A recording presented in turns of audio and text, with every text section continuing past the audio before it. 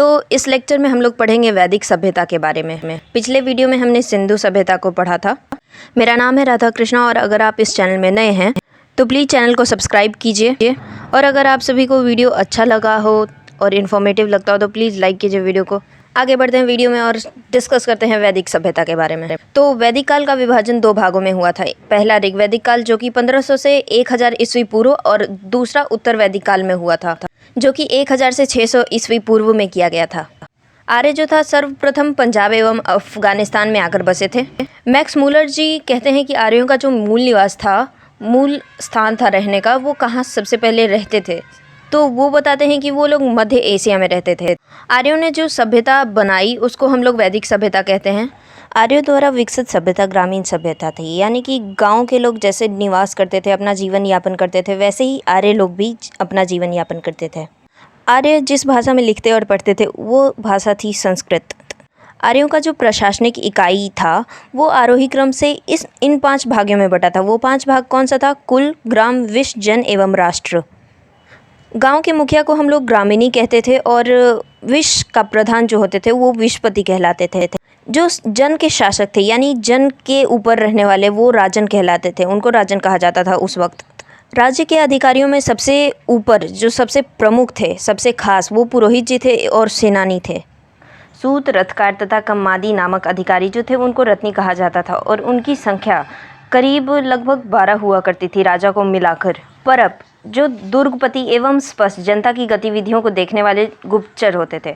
वाजपति किसे कहा जाता था? जो गोचर भूमि का अधिकारी होता था, यानी कि जहाँ पे गायें चरा करती थी उसके अधिकारी को ही हम लोग वाजपति कहते हैं। उग्र किसे कहा जाता था? तो जो अपराधियों को पकड़ने का कार्य करते थे उन्हें उग्र कहा जाता था उस वक्त। सभा एवं समिति राजा को सलाह देने वाली संस्था थी। सभा जो थी वो श्रेष्ठ एवं संभ्रांत लोगों की संस्था थी, जबकि समिति सामान्य जनता का प्रतिनिधित्व करती थी। सभा में बड़े बुजुर्ग एवं संभ्रांत लोग रहते थे जो कि राजा को सलाह देते कि क्या प्रजा के लिए करना चाहिए, क्या उचित है, क्या अनुचित है। जबकि समिति में सामान्य जनता का प्रतिनिधित्व होता था, मतलब कि जो सामान्य लोग होते थे, जनता होती थी, वो राजा को सलाह देती कि हमें क्या प्रॉब्लम फेस करना पड़ रहा है, क्या अच्छा हो रहा है, क्या बुरा हो रहा है, क्या और होना चाहिए, यही सब। इसके अध्यक्ष को ईशान कहा जाता था।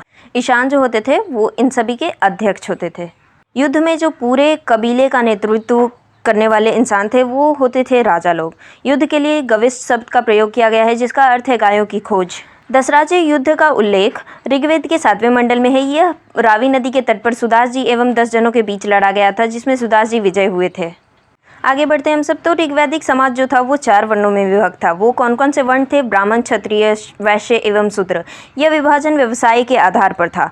ऋग्वेद के 10वें मंडल में पुरुष सूक्त में चतुर्वर्णों का उल्लेख मिलता है। इसमें कहा गया है कि ब्राह्मण जो है परम पुरुष के मुख से, क्षत्रिय उनकी भुजाओं से, वैश्य उनकी जांघों से एवं शूद्र उनके पैरों से उत्पन्न हुए हैं। आर्यों का जो समाज था वो पितृ प्रधान था, यानी कि पिता लोग हमेशा घर के मुखिया होते थे। समाज की सबसे छोटी इकाई परिवार या कुल थी जिसका मुखिया पिता होते थे, जिसे कुलप भी कहा जाता था।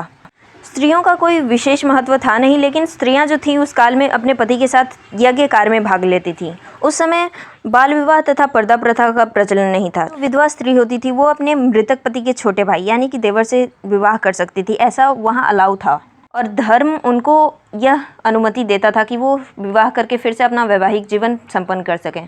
स्त्रियों को शिक्षा ग्रहण करने की अनुमति भी थी, यह बहुत ही अच्छी बात है। ऋग्वेद में लोमा मुद्रा, घोषा, सिक्ता, आपला एवं विश्वास जैसी विदेशी स्त्रियों का भी वर्णन किया गया है। जीवन भर अविवाहित रहने वाली महिलाओं को अमाजु कहा जाता था। आर्यों का मुख्य पीने का पदार्थ जो था वो सोमरस था। यह वनस्पति से बनाया जाता था। आर्यतस जो होते थे वो मुख्यतः 3 प्रकार के वस्त्रों का उपयोग करते थे: वास, अधिवास एवं उशीन। अंदर पहनने वाले वस्त्रों को नीवी कहा जाता था उस वक्त। मनोरंजन के लिए वो लोग संगीत, रथ दौड़, घुड़दौड़ एवं द्वित क्रीड़ा जैसे साधनों का उपयोग करते थे। आर्यों का जो मुख्य व्यवसाय था जिससे उनकी जीविका चलती थी वो था पशुपालन एवं कृषि। गाय को अधन्या, न मारे जाने योग्य पशु की श्रेणी में रखा गया था। गाय की हत्या करने वालों को या उसे घायल करने वालों के लिए वेदों में मृत्युदंड यानी कि जान से हाथ धो बैठने के लिए अथवा देश से निकालने की व्यवस्था की गई थी। आर्यों का जो सबसे प्रिय यानी कि फेवरेट एनिमल कौन सा था? वो था घोड़ा। एवं सबसे प्रिय देवता कौन से थे? फेवरेट गॉड वो थे इंद्र देवता। आर्यों द्वारा खोजी गई धातु जो थी वो लोहा थी, जिसे श्याम अयस्क भी कहा जाता था। तांबे को लोहित अयस्क कहा जाता था। व्यापार हेतु दूर दूर तक जाने वाले व्यक्ति को पनी कहते थे। लेन देन में वस्तु विनिमय की प्रणाली प्रचलित थी। अभी क्या होता है कि हम लोग लेन देन के लिए यानी कि बाजार में जाते हैं तो पैसा देते हैं, उसके बदले ही हम कोई सामान घर लेकर आते हैं। लेकिन उस वक्त ऐसा होता था कि हम सामान के बदले सामान देते थे। अगर हम धान दे रहे हैं तो उसके बदले हमें गेहूं मिल रहा है, चावल दे रहे हैं तो उसके बदले हम चीनी लेकर घर आते थे, ऐसा होता था। ऋण देकर ब्याज लेने वाला व्यक्ति को वेग नोट कहते हैं, यानी कि सूखेदार कहा जाता था उस वक्त। जो ऋण तो देते थे यानी कि उधार देते थे, लेकिन उस पे 1% 2% ब्याज लेते थे, उन्हें हम वेग नोट कहते थे या सूखेदार कहते थे आर्यों के वक्त। मनुष्य एवं देवता के बीच मध्यस्थ की भूमिका निभाने वाले देवता को अग्नि देवता कहा जाता था, जो कि इंसान की बात भगवान तक पहुंचाते थे और भगवानों की बात इंसान तक पहुंचाते थे। उनके बीच में जो मीडियोकर का रोल प्ले करते थे वो थे अग्नि देवता। ऋग्वेद में सभी नदियों में सबसे महत्वपूर्ण तथा सबसे पवित्र नदी सरस्वती माता की जो नदी थी वो मानी जाती थी। ऋग्वेद में गंगा नदी का 1 बार और जमुना नदी का उल्लेख 3 बार हुआ है। इसमें सिंधु नदी का उल्लेख सबसे ज़्यादा हुआ है। उत्तर वैदिक काल में इंद्र के स्थान पर प्रजापति सर्वाधिक प्रिय देवता हो गए थे। उत्तर वैदिक काल में राजा के राज्याभिषेक के समय राजसूय यज्ञ का अनुष्ठान किया जाता था, यानी कि बहुत ही भव्य तरीके से उनका राज्याभिषेक किया जाता था। उत्तर वैदिक काल में वर्ण व्यवसाय की बजाय जन्म के आधार पर निर्धारित होने लगे थे।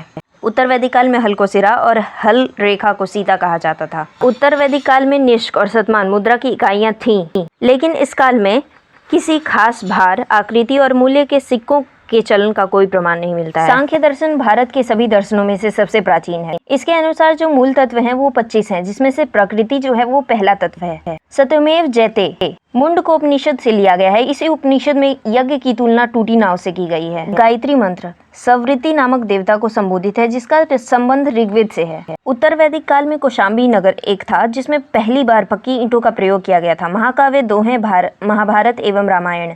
महाभारत का पुराना नाम जय संहिता है। यह विश्व का सबसे बड़ा महाकाव्य है। गोत्र नामक संस्था का जन्म उत्तर वैदिक काल में हुआ। तो आज के इस वीडियो में हमने वैदिक सभ्यता के बारे में डिस्कस किया। तो बढ़ते हैं आगे और अब हम लोग महाजनपदों के उदय के बारे में पढ़ेंगे। बुद्ध के जन्म के पूर्व 6ठी शताब्दी ईस्वी पूर्व में भारतवर्ष 16 जनपदों में बटा हुआ था। इसकी जानकारी हमें बौद्ध ग्रंथ अंगुत्तर निकाय से मिलती है। तो वीडियो को समाप्त करते हैं। अगर आप इस चैनल में नए हैं तो प्लीज़ चैनल को सब्सक्राइब करना मत भूलिएगा। वीडियो अगर अच्छा और इन्फॉर्मेटिव लगा हो तो एक लाइक ज़रूर करते जाइएगा। मिलते हैं नेक्स्ट वीडियो में, तब तक के लिए have a great day. Thank you so much and जय हिंद।